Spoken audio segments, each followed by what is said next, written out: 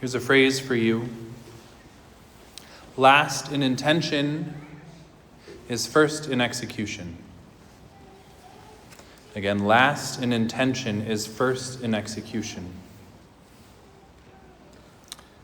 That's an old way of saying that when humans act, we act with a goal in mind.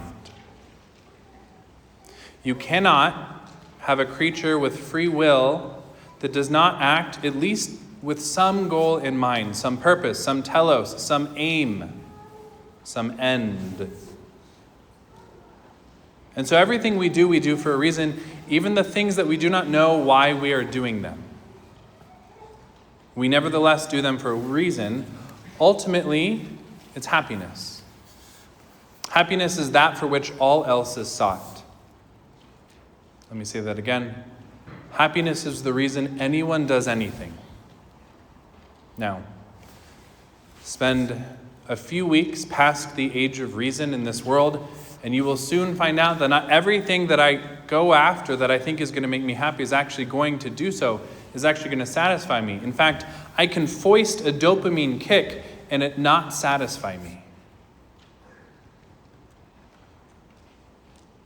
And even though happiness is that for which all else is sought, it's possible for me to seek things that do not make me happy.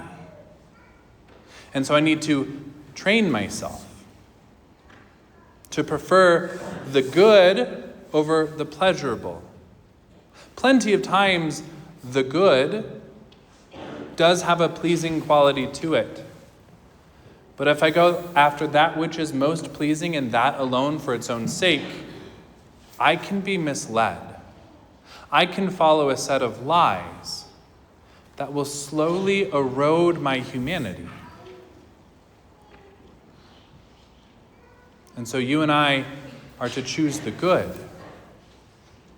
This time of Lent is given to us as a time of ascesis. Ascesis, you and I know that word because we get the word asceticism from it.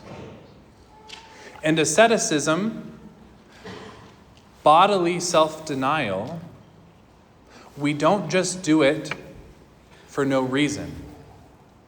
Just like you don't just work out for no reason. Even bro gym rats going to the gym do some form of training for an end.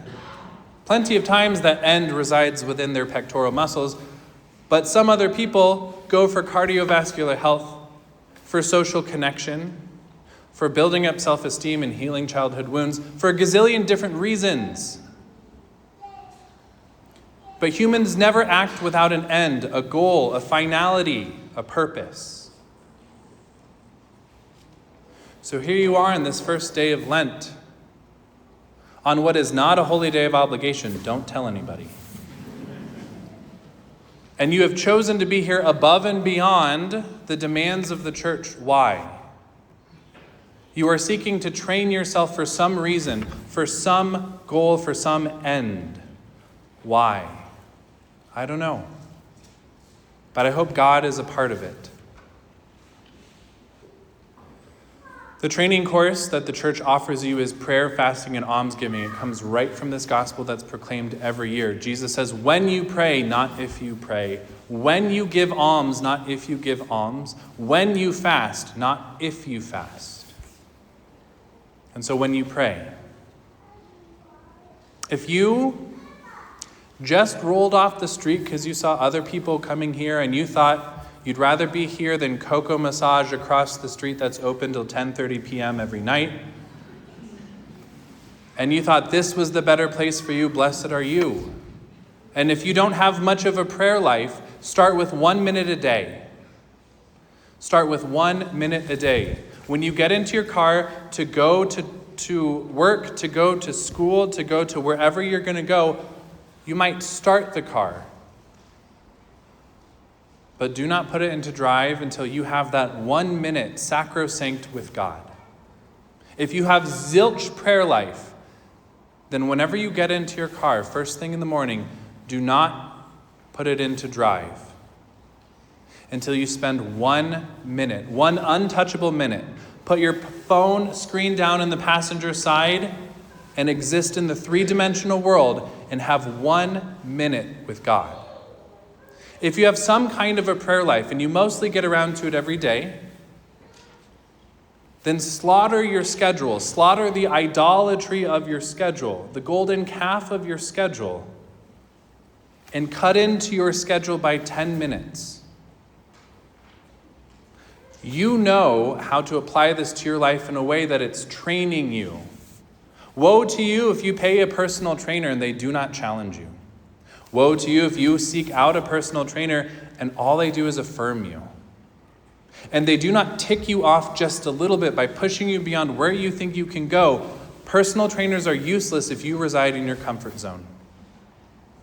Lent is useless if you only give up chocolate so you can have a better beach body this summer, because you have done nothing for the soul. But rather, my friends, profit from this time of training that the church offers you. When you fast, not if. Christianity has the lamest prescriptions for fasting of all the world religions. You only have to do it 2 days a year, today and Good Friday. And you can have one major meal and 2 smaller meals, and they can't equal 2, and it ends up being 2 meals. We have the lamest prescriptions around fasting, and yet we still say, oh. When you fast. The notion of fasting from the ancient Christian communities was that each of the families would eat less, would buy less from the marketplace, and in buying less from the marketplace, they would eat less or eat less rich foods or eat less protein, and the money that they would save, they would put at the service of the church to be used to take care of the poor, most especially the orphans and the widows. Is your fasting in any way connected to that? Is your fasting freeing up a little bit of money in your life so that you can send it elsewhere in the world to help somebody else? No. Most of us say, well, it's Friday and Lent and I'm going to be a good Catholic, so I'm going to go to Red Lobster or Sushi Den, which is counterintuitive to the gospel, to the lived experience. Letter of the law, check. Spirit of the law, my friends, if your Lent is comfortable, you are doing it wrong. When you give alms, there's tithing in Christianity, and then there's almsgiving. Tithing is your regular gift. You get X amount of dollars from the skills and effort that the Lord has given to you to be able to expend. And yes, you did earn all of that money. But the capacity to earn the money was never yours to begin with, just as existence was never yours. And so Christians, from the very beginning, have always seen a giving of the portion of what they earn, putting it at the service of the church, to be used elsewhere to minister to people who do not have the wherewithal to get their life together. And so the church has always had a preferential option for the poor, funded by those who take tithing and contributions seriously. Father Micah, much as we would love it, do not have a hot tub in the rectory across the street. We don't spend your money on ourselves, but we take care of those who wind up here from Colorado Boulevard, and they are very colorful people. When you give, not if you give. Now, almsgiving, this time of Lent, is presumed to be above your regular giving from whatever you receive from retirement, from trust fund, Nepo baby, whatever's going on in your life, that money that you come in, regular gift, that's tithing. Almsgiving is cutting out something from your regular life, your budget, and making room Now, if you think Father Daniel's in it for the money, give it to Risen Christ. Give it to Catholic Charities. Give it to Samaritan House. You have a need to give more than I have a need to put your money to use. And boy, do I have a need to put your money to use. But my friends, here's the reality. As it says in the Gospels, at the end of all time, it will be known what we've done with our love in this life. In heaven, in the omniscience of God, it will be known whether we spent more money on makeup or sporting events or organic, wet, premium dog food through the mail than we did on helping other human beings.